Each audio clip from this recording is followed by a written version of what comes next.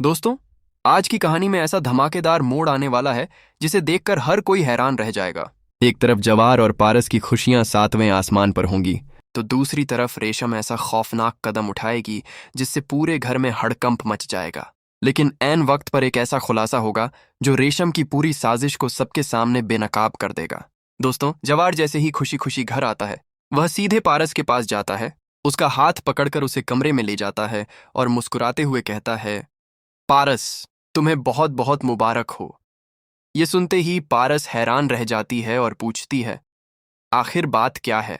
आज तुम इतने खुश क्यों हो? तभी जवार अपने दिल की बात बता देता है। वह कहता है, पारस, बहुत जल्द हम दोनों एक होने वाले हैं।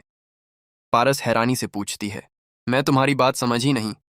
जवार खुशी से बताता है, अब्बा हमारे रिश्ते के लिए मान गए हैं। उन्होंने कहा है कि बहुत जल्द रेशम का रिश्ता कहीं और तय कर दिया जाएगा। यह खबर सुनते ही पारस की खुशी का ठिकाना नहीं रहता, लेकिन वहीं खड़ी रेशम अंदर ही अंदर जल उठती है। वह तय कर लेती है कि किसी भी कीमत पर पारस की खुशियां छीन कर रहेगी।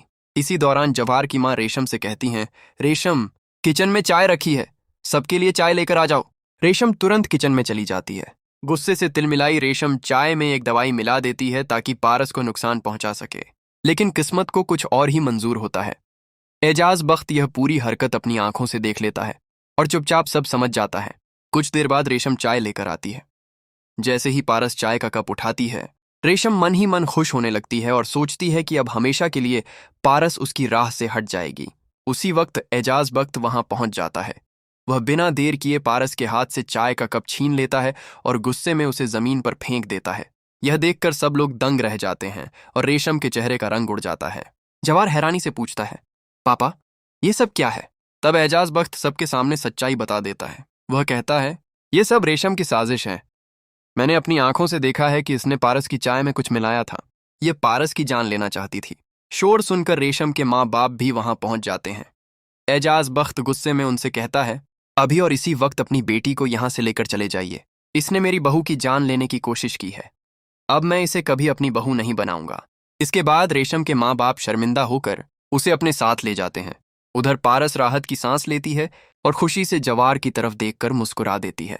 दोस्तों, आपको क्या लगता है, आगे रेशम इतनी आसानी से हार मान जाएगी या फिर कोई नई साजिश रचेगी? अपनी राय कमेंट में जरूर बताइए। अगर वीडियो पसंद आई हो तो लाइक करें, चैनल को सब्सक्राइब करें और बेल आइकन दबाना बिल्कुल न भूलें।